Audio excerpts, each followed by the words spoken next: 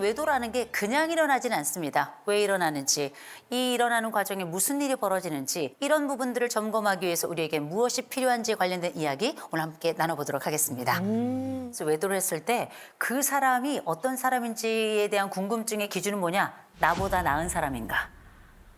내가 정말 그 사람보다 못나서 내 배우자가 그 사람하고 바람을 피우나 그런 생각 많이 합니다. 많이 하는데 정말 너무 놀라운 게 외도 상대 배우자가 내가 지금 현재 살고 있는 법적인 배우자, 그 첫 번째 혼인의 약조를 했던 그 사람보다 예쁘거나 혹은 잘생겼을 거라고 생각하시죠? 전혀 그렇지 않습니다. 너무 놀랐어요. 전혀 그렇지 않아요. 거의 대부분의 경우는 나와 함께 살고 있고 내가 지금까지 믿고 그 마음을 기대었던 그 사람보다 훨씬 더 못생기거나 외적으로 이 사람은 이렇게 바람날 만한 사람이 아닌데 라는 이런 생각이 드는 사람들과 주로 바람을 피운다는 거예요. 참 희한하죠?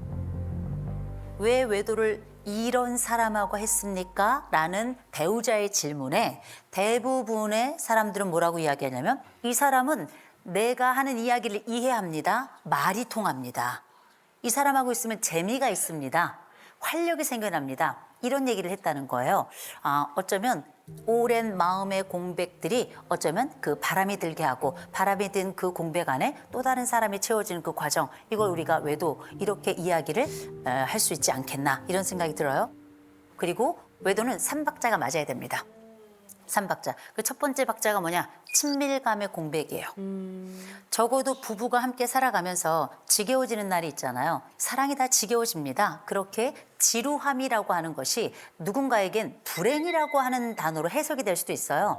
이런 친밀감의 공백이 생기면 이 공백을 통해 우리는 상대를 일종의 투명인간처럼 취급을 하고요.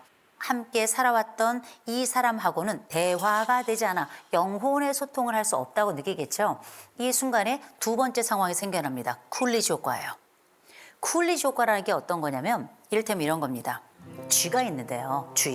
쥐가 두 마리가 짝을 짓고 살고 있었어요. 처음에는 이 두 마리가 교미를 너무 열심히 하는 거야. 야, 얘네들이 정말 잠은 자나 싶을 정도로 너무나 열심히 교미를 했는데 시간이 지나면서 점점 이 둘이 서로 시간을 보내는 그 과정이 거의 없어져 가고 있었어요. 그럴 때 마침 새로운 생쥐 한 마리를 집어넣습니다. 암컷으로. 그랬더니 사실상 다 죽어가는 것처럼 보였던 수컷이 갑자기 마이티 마우스로 갑자기 활발해지면서 그 새로이 들어온 그 암컷 생쥐하고 굉장히 활발하게 교미를 하는 이런 양상이 벌어졌는데 이게 왜 이런 일이 벌어지는가? 그 조사 또 연구를 해봤더니 이게 약간 뇌가 착각을 한다는 거예요. 어떤 착각을 하냐? 우리의 익숙함을 지루함으로 인식을 한다는 거예요. 그래서 나에게 오는 이 재미없음의 현상이 새로운 것이 딱 들어오기 시작하면 놀라울 정도로 도파민이 터지면서 새로운 대상에 대해서 훨씬 더 큰 감각적 감흥을 느낀다는 거예요. 어떻게 보면 남편이 외도를 하잖아요. 제가 상담했던 상당수의 아내들은 그전에 섹슬리스로 살던 부부가 갑자기 왕성하게 부부 생활을 하는 집들이 생겨요. 분노감에 이 남자를 멀리할 것 같잖아요. 오히려 더 왕성하게 이 남자와 성생활을 합니다.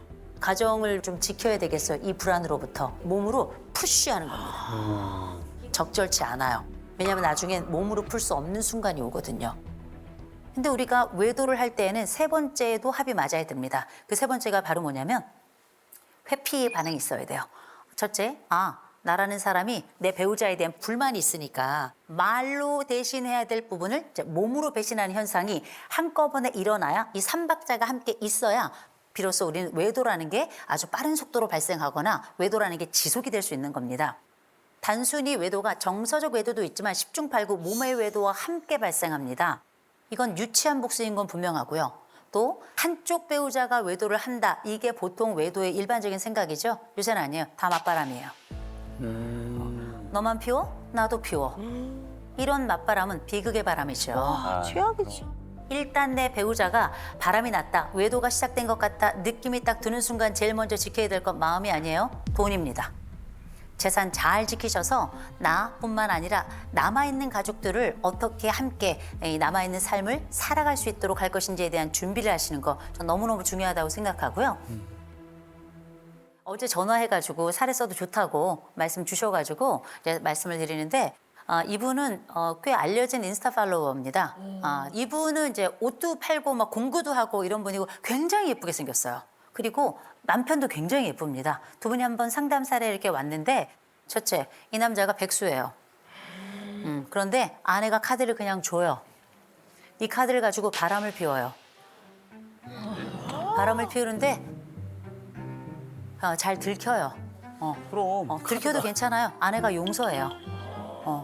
그리고 나서 제가 깜짝 놀라는 게 이 아내가 시어머니, 시아버지 모시고 여행을 간 사이에 이 남편이 그 사이에 바람을 또 피웠어요. 시아버지 시어머니 모시고. 효도의 순간에 바람을 피운 거예요.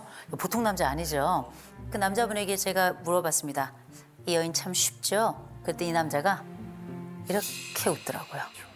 이 남자는 여전히 바람을 피웁니다. 어떡해. 이걸 우리가 값싼 용서라고 불러요. 빠르게 용서하면 그 외도는 또 한 번 아주 빠른 속도로 다시 시작되게 될 텐데 싼 용서.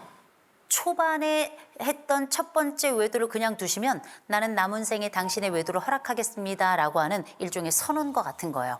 반복적 외도를 하는 사람은 반드시 나르시시스트입니다. 절대 쉬운 용서, 값싼 용서하지 마시고 정 안 된다, 반복적인 외도를 한다, 헤어지시기 바랍니다. 네. 가감하게.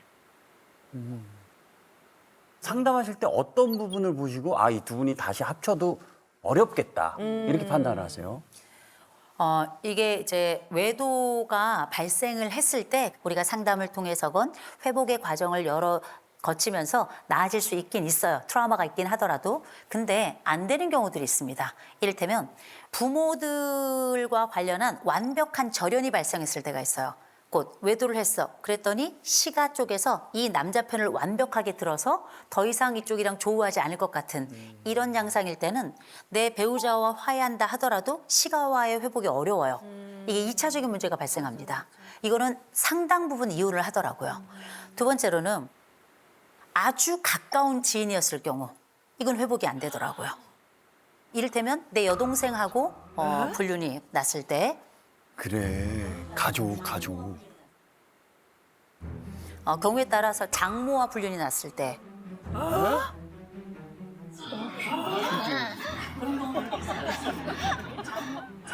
있어. 그런 경우들도 있어요. 있어요? 네, 장모와 불륜이 났을 때 근데 그 장모하고 그 사위가 8살밖에 차이가 안 난 경우였어요.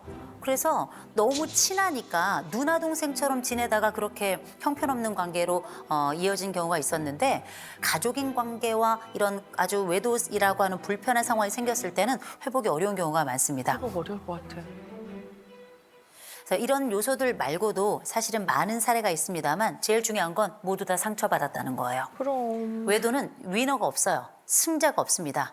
그래서 주변에 유혹이 있거나 아니면 내 스스로 이상한 생각을 하면 안 되겠지만 이런 생각이 든다 싶을 때는 전 4가지를 꼭 기억하셨으면 좋겠어요. 첫 번째, 따져봐라 가성비. 따져봐라 가성비. 잃고 얻는 것을 한번 비교해 보세요. 우리가 단순히 배우자만 잃는 게 아니고요. 재산도 잃고요. 아이들도 잃고요. 친구들도 잃습니다.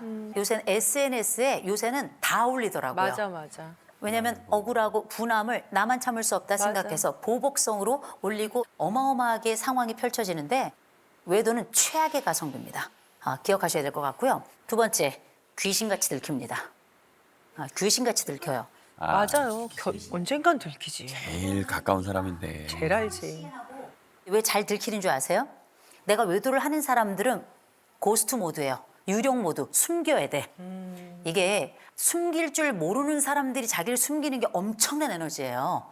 근데 제대로 또 숨기지 못해서 줄줄 흘리잖아요. 갑자기 안 하던 짓을 해. 갑자기 안 하던 생기가 돌고 그리고 옷이 달라지고 이런 많은 양태들이 있죠. 반드시 잡힙니다. 잊지 마시고 귀신같이 잡힌다는 거 기억하시고요. 그다음 세 번째, 한순간에 늙어요.